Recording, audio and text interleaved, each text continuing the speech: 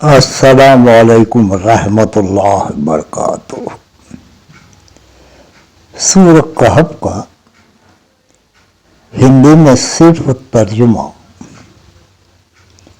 اور آخر میں کچھ حدیثیں بیان کی جا رہی ہیں۔ یہ سورہ کہف یہ قرآن کی پارہ نمبر 15 میں آتی ہے۔ اس میں 110 آیتیں اور 12 رکوع ہیں۔ تو اس کا ترجمہ پہلے سنیے۔ بسم اللہ الرحمن الرحیم۔ سب تعریف اللہ ہی کو ہے جس نے اپنے بندے محمد صلی اللہ علیہ وسلم پر یہ کتاب نازل کی اور اس میں کسی طرح کی ٹیڑھ اور پیچیدگی نہ رکھی، بلکہ سیدھی اور آسان اتاری تاکہ لوگوں کو سخت عذاب سے جو اس کی طرف سے آنے والا ہے ڈرائیں، اور مومنوں کو جو نیک عمل کرتے ہیں خوشخبری سنائیں کہ ان کے لیے ان کے کاموں کا نیک بدلہ یعنی بہشت ہے جس میں وہ ہمیشہ ہمیشہ رہیں گے، اور ان لوگوں کو بھی ڈرائیں جو کہتے ہیں کہ اللہ نے کسی کو بیٹا بنا لیا ہے۔ ان کو اس بات کا کچھ بھی علم نہیں اور نہ ان کے باپ دادا ہی کو تھا۔ یہ بڑی سخت بات ہے جو ان کے منہ سے نکلتی ہے، اور کوئی شک نہیں کہ یہ جو کچھ کہتے ہیں صرف جھوٹ ہے۔ اے پیغمبر، اگر یہ اس کلام پر ایمان نہ لائیں تو شاید تم ان کے پیچھے رنج کر کے اپنے آپ کو ہلاک کر دو گے۔ جو چیز زمین پر ہے ہم نے اس کو زمین کے لیے زینت بنایا ہے تاکہ لوگوں کی آزمائش کریں کہ ان میں کون اچھے عمل کرنے والا ہے، اور جو چیز زمین پر ہے ہم اس کو نابود کر کے بنجر میدان کر دیں گے۔ کیا تم خیال کرتے ہو کہ غار اور لوح والے ہماری نشانیوں سے عجیب تھے؟ جب وہ جوان غار میں جا رہے تھے تو کہنے لگے، اے ہمارے پروردگار، ہم پر اپنے یہاں سے رحمت نازل فرما اور ہمارے کام میں درستی کے سامان مہیا کر۔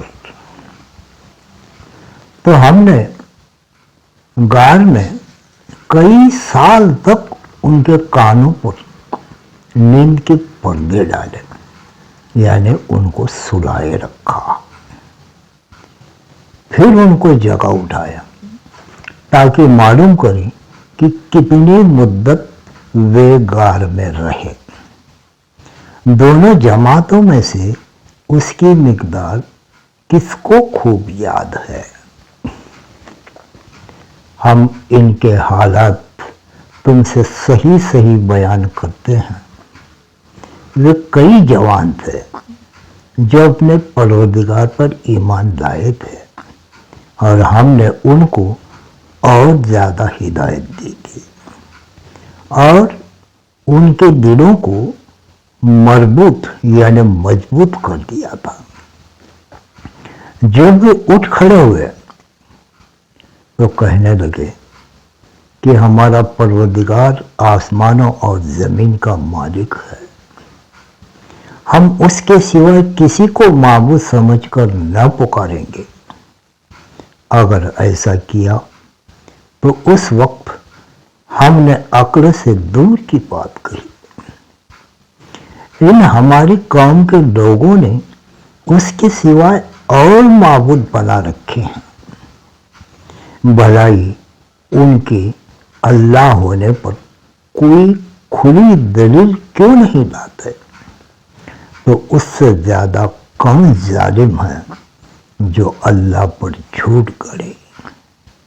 और जब तुमने इन मुशरिकों से और जिनकी ये अल्लाह के सिवा इबादत करते हैं उनसे किनारा कर लिया है तो गार में चले रहो।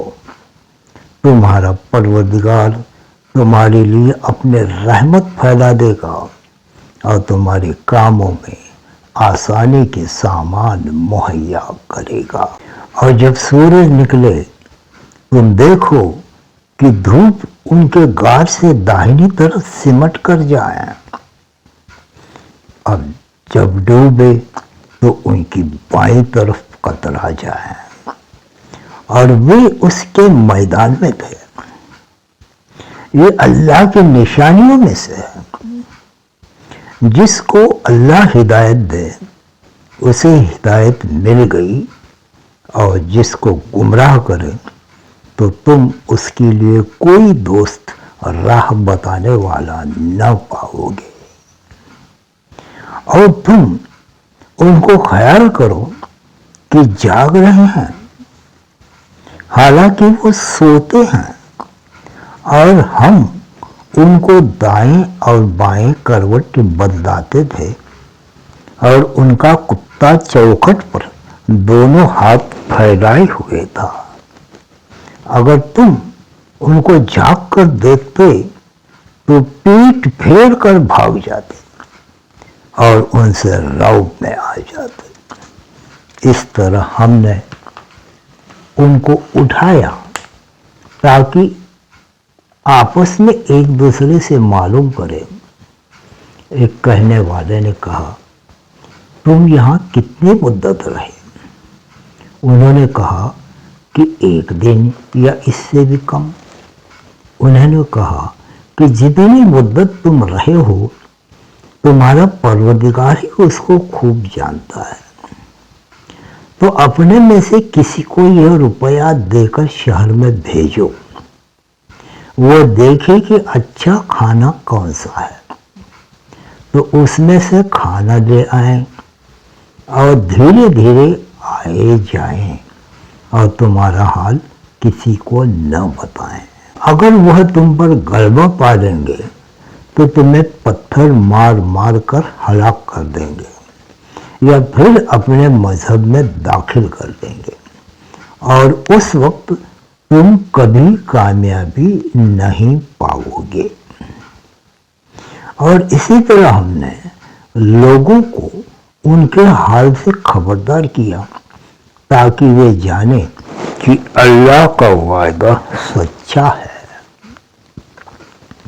और यह कि क़यामत जिसका वायदा किया जाता है इसमें कुछ शक नहीं। उस वक्त लोग उनके बारे में आपस में झगड़ने लगे और कहने लगे, उनके गार पर इमारत बना दो।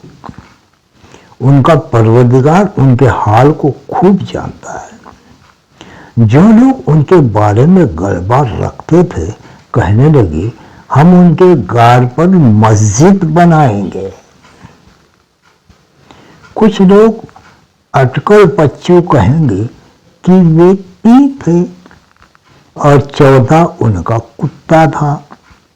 कुछ कहेंगे कि वो 5 थे और 6ठा उनका कुत्ता था। और कुछ कहेंगे कि वे 7 थे और 8वां उनका कुत्ता था। कह दो कि मेरा परवरदिगार ही उनकी गिनती खूब जानता है। उनको जानते भी हैं, लोग थोड़े ही लोग जानते हैं। तो तुम उनके मामले में बातचीत न करना मगर सरासरी सी बातें और न उनके बारे में उनमें से किसी से कुछ मालूम ही करना और किसी के बारे में न कहना कि मैं इसे कल कर दूंगा, मगर इंशाअल्लाह کہہ کر، یعنی اگر خدا چاہے تو کر دوں گا، اور جب خدا کا نام لینا بھول جاؤ تو یاد آنے پر لے لو، اور کہہ دو کہ امید ہے میرا پروردگار مجھے اس سے بھی زیادہ ہدایت کی باتیں بتائیں۔ اور غار والے اپنے غار میں 9 اوپر 300 سال رہے۔ کہہ دو کہ جتنی مدت وہ رہے اسے اللہ ہی خوب جانتا ہے، اور اسی کو آسمان اور زمین کی چھپی باتیں معلوم ہیں۔ وہ کیا خوب دیکھنے والا اور کیا خوب جاننے والا ہے۔ اس کے سوائے ان کا کوئی کارساز نہیں، اور نہ وہ اپنے حکم میں کسی کو شریک کرتا ہے۔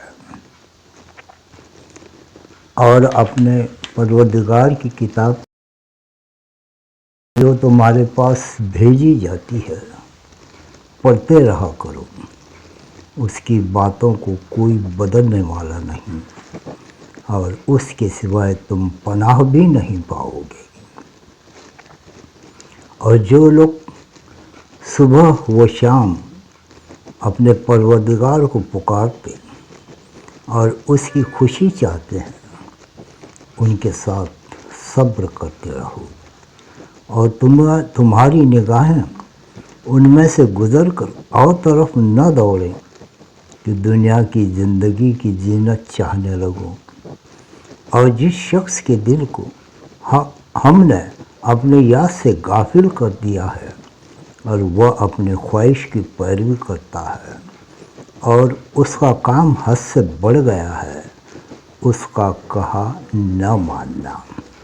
اور کہہ دو کہ لوگوں، یہ قرآن تمہارے پروردگار کی طرف سے حق پر ہے، تو جو چاہے ایمان لائیں اور جو چاہے کافر رہیں۔ ہم نے ظالموں کے لیے دوزخ کی آگ تیار کر رکھی ہے، جس کی قناتیں اس کو گھیر رہی ہوں گی، اور اگر فریاد کریں گے تو ایسے کھولتے ہوئے پانی سے ان کی دادرسی کی جائے گی جو پگھلے ہوئے تانبے کی طرح گرم ہوگا، اور جو منہوں کو بھون ڈالے گا۔ ان کے پینے کا پانی ہی برا اور آرام گاہ بھی بری۔ اور جو لوگ ایمان لائے اور کام بھی نیک کرتے رہے تو ہم نیک کام کرنے والوں کا بدلہ برباد نہیں کرتے۔ ایسے لوگوں کے لیے ہمیشہ رہنے کے باغ ہیں جن میں ان کے محلوں کے نیچے نہریں بہہ رہی ہیں۔ ان کو وہاں سونے کے کنگن پہنائے جائیں گے، اور وہ باریک دیبا اور اطلس کے ہرے کپڑے پہنا کریں گے، اور تختوں پر تکیے لگا کر بیٹھا کریں گے۔ کیا خوب بدلہ اور کیا خوب آرام گاہ ہے۔ اور ان سے 2 شخصوں کا حال بیان کرو جن میں سے ایک کو ہم نے انگور کے 2 باغ عنایت کیے تھے، اور ان کے چاروں طرف کھجوروں کے پیڑ لگا دیے تھے، اور ان کے درمیان کھیتی پیدا کرتی تھی۔ دونوں باغ زیادہ سے زیادہ پھل لاتے، اور ان کی پیداوار میں کسی طرح کی کمی نہ ہوتی، اور دونوں میں ہم نے ایک نہر بھی جاری کر رکھی تھی۔ اور اس طرح اس شخص کو ان کی پیداوار ملتی رہتی تھی۔ تو ایک دن جب کہ وہ اپنے دوست سے باتیں کر رہا تھا، کہنے لگا، میں تم سے مال اور دولت میں بھی زیادہ ہوں، اور جتھے اور جماعت کے لحاظ سے بھی زیادہ عزت والا ہوں، اور ایسی شوخیوں سے اپنے حق میں ظلم کرتا ہوا اپنے باغ میں داخل ہوا۔ کہنے لگا کہ میں نہیں خیال کرتا کہ یہ باغ کبھی تباہ ہو، اور نہ خیال کرتا ہوں کہ قیامت برپا ہو، اور اگر میں اپنے پروردگار کی طرف لوٹایا بھی جاؤں تو وہاں ضرور اس میں اچھی جگہ پاؤں گا۔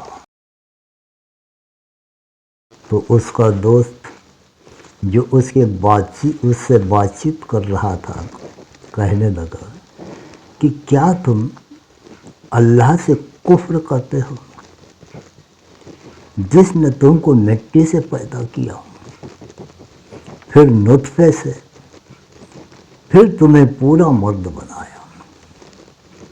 مگر میں یہ کہتا ہوں کہ اللہ ہی میرا پروردگار ہے، اور میں اپنے پروردگار کے ساتھ کسی کو شریک نہیں کرتا۔ اور بھلا جب تم اپنے باغ میں داخل ہو تو تم نے ماشاء اللہ لا قوت الا باللہ کیوں نہ کہا؟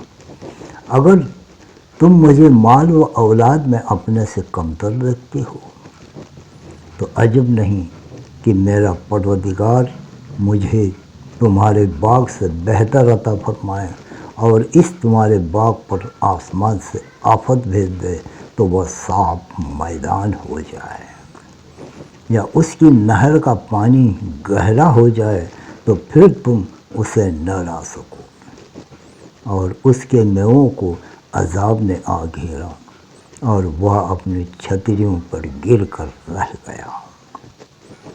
تو جو مال اس نے اس پر خرچ کیا تھا اس پر حسرت سے ہاتھ ملنے لگا اور کہنے لگا کہ کاش میں اپنے پروردگار کے ساتھ کسی کو شریک نہ بناتا۔ اس وقت اللہ کے سوائے کوئی جماعت اس کی مددگار نہ ہوئی اور نہ وہ بدلہ لے سکا۔ یہاں سے ثابت ہوا کہ حکومت سب اللہ برحق کی ہے، اسی کا صلہ بہتر اور اسی کا بدلہ اچھا ہے۔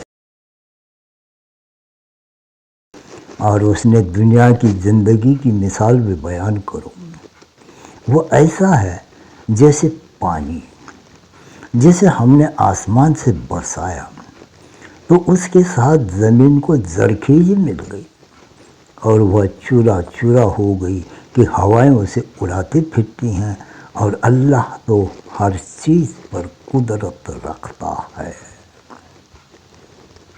مال اور بیٹی تو دنیا کی زندگی کی رونق اور زینت ہے، اور نیکیاں جو باقی رہنے والی ہیں وہ ثواب کے لحاظ سے تمہارے پروردگار کے یہاں بہت اچھی اور امید کے لحاظ سے بہت بہتر ہیں۔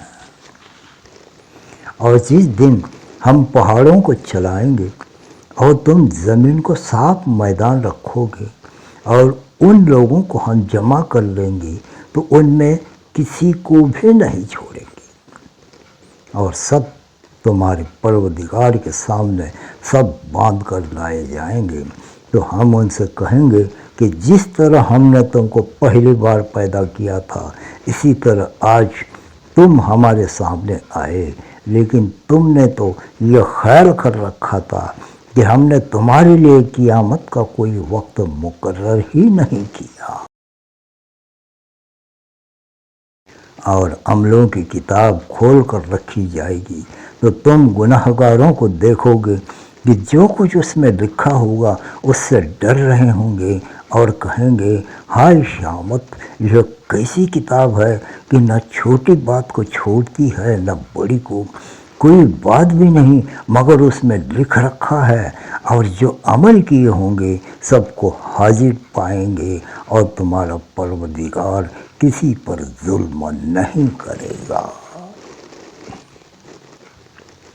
اور جب ہم نے فرشتوں کو حکم دیا کہ آدم کو سجدہ کرو تو سب نے سجدہ کیا مگر ابلیس نے نہ کیا، وہ جنوں میں سے تھا تو اپنے پروردگار کے حکم سے باہر ہو گیا۔ کیا تم اس کو اور اس کی اولاد کو میرے سوائے دوست بناتے ہو، حالانکہ وہ تمہارے دشمن ہیں، اور شیطان کی دوستی ظالموں کے لیے اللہ کی دوستی کا برا بدل ہے۔ میں نے ان کو نہ تو آسمانوں اور زمین کے پیدا کرنے کو وقت بلایا تھا اور نہ خود ان کے پیدا کرنے کے وقت، اور میں ایسا نہ تھا کہ کہ گمراہ کرنے والوں کو مددگار بناتا۔ اور جس دن اللہ فرمائے گا کہ اب میرے شریکوں کو جن کے بارے میں تم اللہ ہونے کا گمان رکھتے تھے بلاؤ، تو وہ ان کو بلائیں گے مگر وہ ان کو کچھ جواب نہ دیں گے، اور ہم ان کے بیچ سے ایک ہلاکت کی جگہ بنا دیں گے۔ اور گناہگار لوگ دوزخ کو دیکھیں گے تو یقین کر لیں گے کہ وہ اس میں پڑنے والے ہیں اور اس سے بچنے کا کوئی راستہ نہ پائیں گے۔ اور ہم نے اس قرآن میں لوگوں کو سمجھانے کے لیے طرح طرح کی مثالیں بیان فرمائی ہیں، لیکن انسان سب چیزوں سے بڑھ کر جھگڑالو ہے۔ اور لوگوں کے پاس جب ہدایت آ گئی تو ان کو کس چیز نے منع کیا کہ ایمان لائیں اور اپنے پروردگار سے بخشش مانگے، اس کے علاوہ کہ اس بات کے انتظار میں ہوں کہ انہیں بھی پہلوں کا سا عمل پیش آئے یا ان پر عذاب سامنے موجود ہو۔ اور ہم جو پیغمبروں کو بھیجا کرتے ہیں تو صرف اس لیے کہ لوگوں کو اللہ کی نعمتوں کی خوشخبری سنائیں اور عذاب سے ڈرائیں، اور جو کافر ہیں وہ باطل کی صنعت سے جھگڑا کرتے ہیں تاکہ اس کے حق کو فیصلہ دیں، اور انہوں نے ہمارے آیتوں کو اور جس چیز سے ان کو ڈرایا جاتا ہے ہنسی بنا لیا۔ اور اس سے ظالم کون ہے جس کو اس کے پروردگار کے کلام سے سمجھایا گیا تو اس نے منہ پھیر لیا، اور جو اعمال وہ آگے کر چکا ان کو بھول گیا۔ ہم نے ان کے دلوں پر پردے ڈال دیے کہ اسے سمجھ نہ سکیں، اور کانوں میں بوجھ پیدا کر دیا کہ سن نہ سکیں، اور اگر تم ان کو راستے کی طرف بلاؤ تو کبھی راستے پر نہ آئیں گے۔ اور تمہارا پروردگار بخشنے والا رحمت والا ہے۔ اگر وہ ان کے کرتوتوں پر ان کو پکڑنے لگے تو ان پر جھٹ عذاب بھیج دے، مگر ان کے لیے ایک وقت مقرر کر رکھا ہے کہ اس کے عذاب سے کوئی پناہ کی جگہ نہ پائیں گے۔ اور یہ بستیاں جو ویران پڑی ہے، جب انہوں نے کفر سے ظلم کیا تو ہم نے ان کو تباہ کر دیا، اور ان کی تباہی کے لیے ایک وقت مقرر کر دیا تھا۔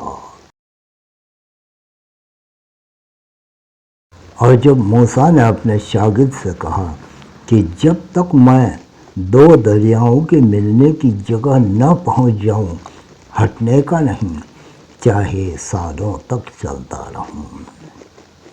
جب ان کے ملنے کی جگہ پر پہنچے تو اپنی مچھلی بھول گئے، تو اس نے دریا میں سرنگ کی طرح اپنا راستہ بنا لیا۔ جب آگے چلے تو موسیٰ نے اپنے شاگرد سے کہا کہ ہمارے لیے کھانا لاؤ، اس سفر سے ہم کو بڑی تھکن ہو گئی ہے۔ اس نے کہا کہ بھلا آپ نے دیکھا کہ جب ہم نے پتھر کے پاس آرام کیا تھا تو میں مچھلی وہیں بھول گیا، اور مجھے آپ سے اس کا ذکر کرنا شیطان نے بھلا دیا، اور اس نے عجب طرح سے دریا میں راستہ لیا۔ موسیٰ نے کہا یہی تو وہ جگہ ہے جسے ہم کھوجا کرتے تھے، تو وہ اپنے پاؤں کے نشان دیکھتے دیکھتے لوٹ گئے۔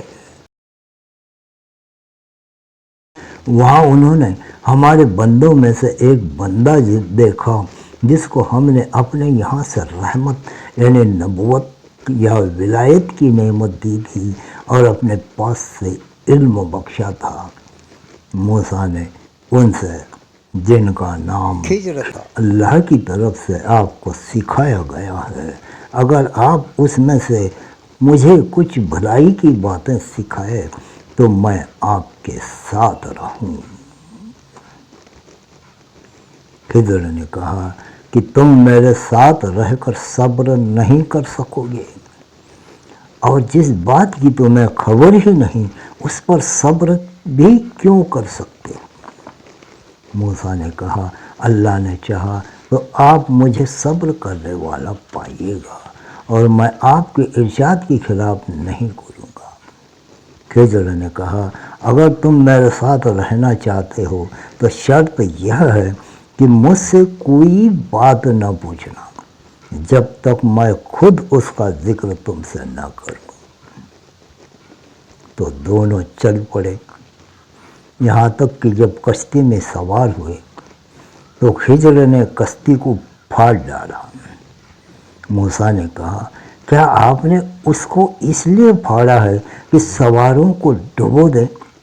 یہ تو آپ نے بڑی عجیب بات کی۔ خضر نے کہا کیا میں نے نہیں کہا تھا کہ تم میرے ساتھ صبر نہ کر سکو گے؟ موسیٰ نے کہا کہ جو بھول مجھ سے ہوئی اس پر پکڑ نہ کیجیے اور میرے معاملے میں مجھ پر مشکل نہ ڈالیے۔ پھر دونوں چلے، یہاں تک کہ راستے میں ایک لڑکا ملا تو خضر نے اسے مار ڈالا۔ موسیٰ نے کہا کہ آپ نے ایک بے گناہ شخص کو ناحق بغیر قصاص کے مار ڈالا، یہ تو آپ نے بری بات کی۔ خضر نے کہا کیا میں نے نہیں کہا تھا کہ تم میرے ساتھ صبر نہیں کر سکے گا؟ انہوں نے کہا اگر میں اس کے بعد پھر کوئی بات پوچھوں یعنی اعتراض کروں تو مجھے اپنے ساتھ نہ رکھیے گا کہ آپ میری طرف سے اجر قبول کرنے میں انتہا کو پہنچ گئے۔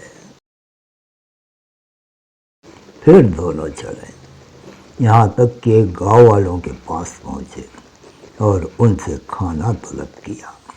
انہوں نے ان کی مہمانی کرنے سے انکار کیا۔ پھر انہوں نے وہاں ایک دیوار دیکھی جو جھک کر گرا چاہتی تھی تو خضر نے اس کو سیدھا کر دیا۔ موسیٰ نے کہا کہ اگر آپ چاہتے تو ان سے اس کا معاوضہ لیتے تاکہ کھانے کا انتظام چلتا۔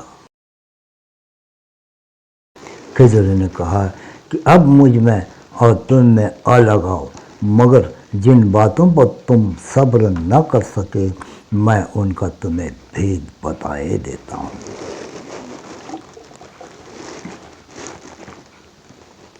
کہ وہ جو کشتی تھی غریب لوگوں کی تھی جو دریا میں محنت کر کے یعنی کشتیاں چلا کر گزارا کرتے تھے، اور ان کے سامنے کی طرف ایک بادشاہ تھا جو ہر ایک کشتی کو زبردستی چھین لیتا تھا۔ تو میں نے چاہا کہ اس کو عیبدار کر دوں تاکہ وہ اسے غصب نہ کر سکے، اور وہ جو لڑکا تھا اس کے ماں باپ دونوں مومن تھے۔ مجھے ڈر ہوا کہ وہ بڑا ہو کر بد کردار ہوگا، کہیں ان کو سرکشی اور کفر میں پھنسا نہ دے۔ تو ہم نے چاہا کہ ان کا پروردگار اس کی جگہ ان کو اور بچہ عطا فرمائے جو پاک مزاجی میں بہتر اور محبت میں زیادہ قریب ہو۔ اور وہ جو دیوار تھی سو 2 یتیم لڑکوں کی تھی جو شہر میں رہتے تھے، اور اس کے نیچے ان کا خزانہ دفن تھا اور ان کا باپ ایک نیک آدمی تھا۔ تو تمہارے پروردگار نے چاہا کہ وہ اپنی جوانی کو پہنچ جائیں پھر اپنا خزانہ نکالیں۔ یہ تمہارے پروردگار کی مہربانی ہے اور یہ کام میں نے اپنی طرف سے نہیں کیا۔ یہ ان باتوں کی حقیقت ہے جن پر تم صبر نہ کر سکے۔ اور تم سے ذوالقرنین کے بارے میں پوچھتے ہیں کہ کہہ دو میں اس کا کسی قدر حال پڑھ کر سناتا ہوں۔ ہم نے اس کو زمین میں بڑی دسترست پہنچ دی تھی اور ہر طرح کا سامان عطا کیا تھا۔ تو اس نے سفر کا ایک سامان کیا، یہاں تک کہ جب سورج ڈوب جانے کی جگہ پہنچا تو اسے ایسا پایا کہ ایک کیچڑ کی ندی میں ڈوب رہا ہے، اور اس ندی کے پاس ایک قوم دیکھی۔ ہم نے کہا ذوالقرنین تم ان کو چاہے تکلیف دو چاہے ان کے بارے میں بھلائی اختیار کرو، دونوں باتوں کی تم کو قدرت ہے۔ ذوالقرنین نے کہا کہ جو کفر و بد کرداری سے ظلم کرے گا اس کو ہم عذاب دیں گے، اور پھر جب وہ اپنے پروردگار کی طرف لوٹایا جائے گا تو وہ بھی اسے برا عذاب دے گا، اور جو ایمان لائے گا اور نیک عمل کرے گا اس کے لیے بہت اچھا بدلہ ہے، اور ہم اپنے معاملے میں اس پر کسی طرح کی سختی نہیں کریں گے بلکہ اس سے نرم بات کہیں گے۔ پھر اس نے ایک اور سامان سفر کا کیا، یہاں تک کہ سورج کے نکلنے کی جگہ پر پہنچا تو دیکھا وہ ایسے لوگوں پر نکلتا ہے جن کے لیے ہم نے سورج کے اس طرف کوئی اوٹ نہیں بنائی تھی۔ حقیقت یوں تھی اور جو کچھ اس کے پاس تھا ہم کو سب کی خبر تھی۔ پھر اس نے ایک اور سامان کیا، یہاں تک کہ دو دیواروں کے درمیان پہنچا تو دیکھا کہ ان کے اس طرف کچھ لوگ ہیں کہ بات کو سمجھ نہیں سکتے۔ ان لوگوں نے کہا کہ ذوالقرنین یاجوج اور ماجوج زمین میں فساد کرتے رہتے ہیں، بھلا ہم آپ کے لیے خرچ کا انتظام کر دیں تو آپ ہمارے اور ان کے درمیان ایک دیوار کھینچ دیں۔ ذوالقرنین نے کہا کہ خرچ کی جو قدرت اللہ نے مجھے بخشی ہے وہ بہت اچھا ہے، تم مجھے بازو کی طاقت سے مدد دو، میں تمہارے اور ان کے درمیان ایک مضبوط اوٹ بنا دوں گا۔ تم لوہے کے بڑے بڑے تختے لاؤ۔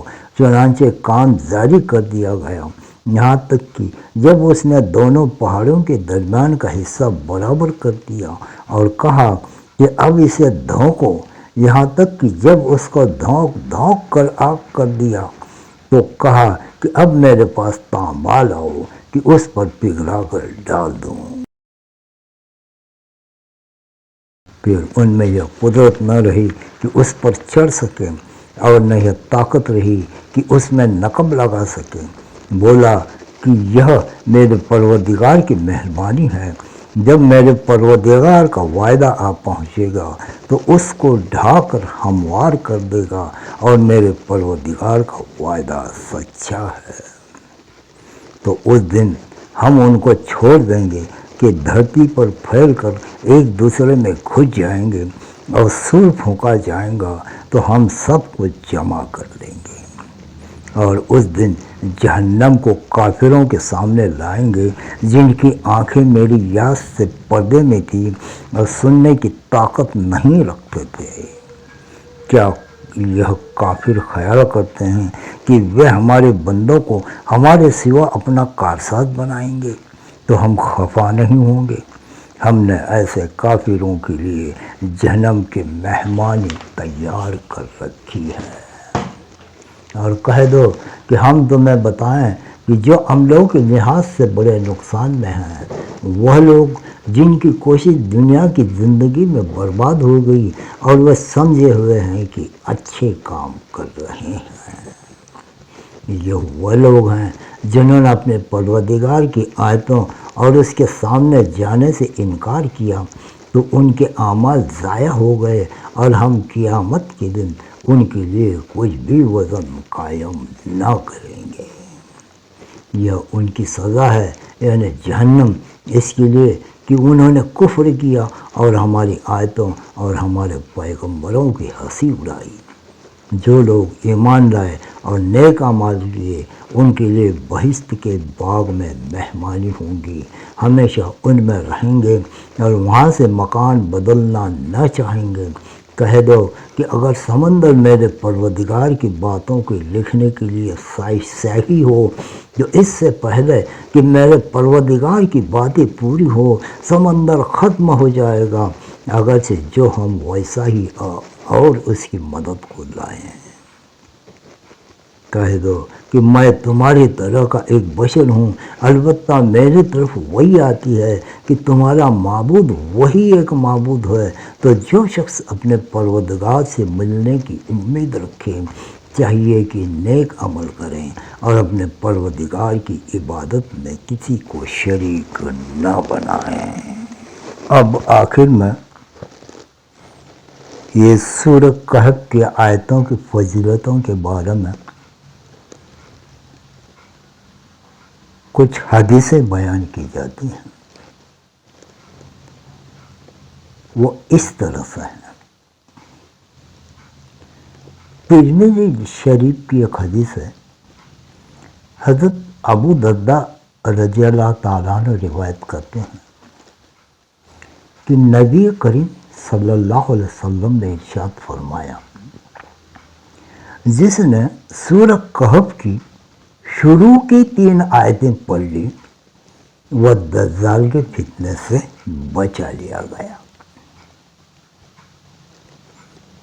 ابھی دوسری حدیث مسلم سے ہم نے لی ہے۔ حضرت ابو درداء رضی اللہ تعالیٰ عنہ سے روایت ہے کہ نبی کریم صلی اللہ علیہ وسلم نے ارشاد فرمایا، جس نے سورہ کہف کی شروع کی 10 آیتیں یاد کر لی وہ دجال کے فتنے سے محفوظ ہو گیا۔ اور ایک روایت میں سورہ کہف کی آخری 10 آیتوں کو یاد کرنے کا ذکر ہے۔ تیسری حدیث اس طرح سے آتی ہے، یہ عمل الیوم واللیل سے ہم نے لی ہے۔ حضرت ثوبان رضی اللہ تعالیٰ عنہ سے روایت ہے کہ نبی کریم صلی اللہ علیہ وسلم نے ارشاد فرمایا، جو شخص سورہ کہف کی آخری 10 آیتیں پڑھ لے تو یہ پڑھنا اس کے لیے دجال کے فتنے سے بچاؤ ہوگا۔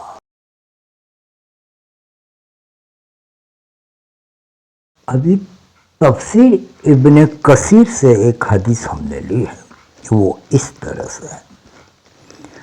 حضرت علی رضی اللہ تعالیٰ عنہ فرماتے ہیں کہ رسول اللہ صلی اللہ علیہ وسلم نے ارشاد فرمایا، جو شخص جمعہ کے دن سورہ کہف پڑھ لے وہ 8 دن تک یعنی اگلے جمعہ تک ہر فتنے سے محفوظ رہے گا، اور اگر اس دوران دجال نکل آئے تو یہ اس کے فتنے سے بھی محفوظ رہے گا۔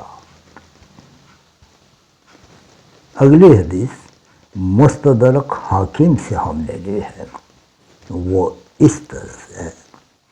حضرت ابو سعید خدری رضی اللہ تعالیٰ عنہ روایت کرتے ہیں کہ رسول اللہ صلی اللہ علیہ وسلم نے ارشاد فرمایا، جس نے سورہ کہف کو حروف کی صحیح ادائیگی کے ساتھ اس طرح پڑھا کہ جس طرح کی وہ نازل کی گئی ہے، تو یہ سور اپنے پڑھنے والوں کے لیے قیامت میں اس کے رہنے کی جگہ سے لے کر مکہ مکرمہ تک نور بن جائے گی۔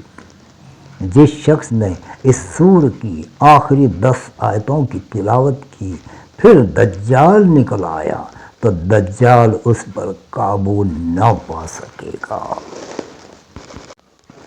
ابھی ایک بہت مشہور حدیث میں آپ کو سناتا ہوں۔ یہ بہترین رزق کے لیے یہ وظیفہ کیا جاتا ہے، وہ اس طرح سے ہے۔ حضرت ابو ہریرہ رضی اللہ عنہ سے مروی ہے کہ حضور اقدس صلی اللہ علیہ وسلم نے فرمایا کہ جو شخص صبح میں یہ دعا پڑھ لے تو اس دن بہترین رزق سے نوازا جائے گا اور برائیوں سے محفوظ رہے گا، اور جو شام کو پڑھ لے تو اس رات بہترین رزق سے نوازا جائے گا اور برائیوں سے محفوظ رہے گا۔ یہ آیت قرآن میں سورہ کہف کے آیت نمبر 39 میں درج ہے، اور اس کی فضیلت اللہ تبارک و تعالیٰ نے خود قرآن میں اس آیت میں بتائی ہے۔ وہ اس طرح سے ہے، ما شاء اللہ لا حول ولا قوت الا باللہ اشہد ان اللہ علی کل شیء قدیر۔ اس کا ترجمہ ہے، وہی ہوگا جو اللہ چاہے، نہ کوئی طاقت نہ کوئی قوت سوائے اللہ کے، میں گواہی دیتا ہوں اللہ پاک ہر شے پر قادر ہے۔ یہ سورہ کہف کی 39ویں جو آیت ہے، تو یہ بہت رحمت اور برکتوں والی ہے۔ اسے صبح اور شام میں پڑھتے رہنا اور اس کا معمول بنانا، یہ بہت بہترین رزق حاصل کرنے کا عمل ہے۔ اللہ تبارک و تعالیٰ تمہیں اور مجھے بھی یہ سورہ کہف کی فضیلتوں کی اور رحمتوں اور برکتوں سے ہمیں نوازے، دنیا میں بھی، برزخ میں بھی اور آخرت میں بھی۔ اللہ تبارک و تعالیٰ یہ سورہ کہف کو روزانہ پڑھنے کی اور اس سے ثواب حاصل کرنے کی ہمیں توفیق عطا فرمائے، اور یہ دنیا کے رنج و غم، پریشانیاں، مشکلیں اور رزق کی تنگیاں، دشمنوں کی زیادتیاں، ان سے ہونے والے نقصانات اور اللہ کی آزمائشیں، حادثے جو اللہ تبارک و تعالیٰ ہم پر ڈالتے رہتا ہے، آزمائش کے طور پہ بھی ڈالتا ہے۔ کچھ مشکلیں، پریشانی اور غم ہمیں ملتا ہے خود اپنے اعمال کی وجہ سے، پھر بعد میں شیطان کے شر کی وجہ سے، اس کے بعد ہمارے نفس کے غلبہ ہونے سے، پھر اس کے بعد جو مصیبتیں، حادثے ہمارے مقدر میں لکھی ہوئی ہیں اس سے، اور پانچواں یہ راستہ ہے غم اور مصیبت اور پریشانی آنے کا، کہ اللہ تبارک و تعالیٰ آزمائش کے طور پہ بھی یہ غم، مصیبتیں، پریشانی، آزمائش ہم پر ڈالتے رہتا ہے۔ تو اللہ تبارک و تعالیٰ ان تمام مصیبتوں، پریشانیوں، دکھ، آزمائش، امتحان سے ہمیں محفوظ رکھے، دنیا میں بھی، برزخ میں بھی اور آخرت میں بھی۔ آمین ثم آمین، انشاءاللہ۔ اللہ حافظ۔ اس ویڈیو کو لائک کریں، شیئر کریں، اپنے دوست احبابوں میں بھیج دیں تاکہ وہ بھی اس کا ثواب حاصل کریں اور آپ کو بھی اس کا ثواب دارین ملتا رہے گا۔ اور اس ویڈیو کو سبسکرائب کرنا نہ بھولیں،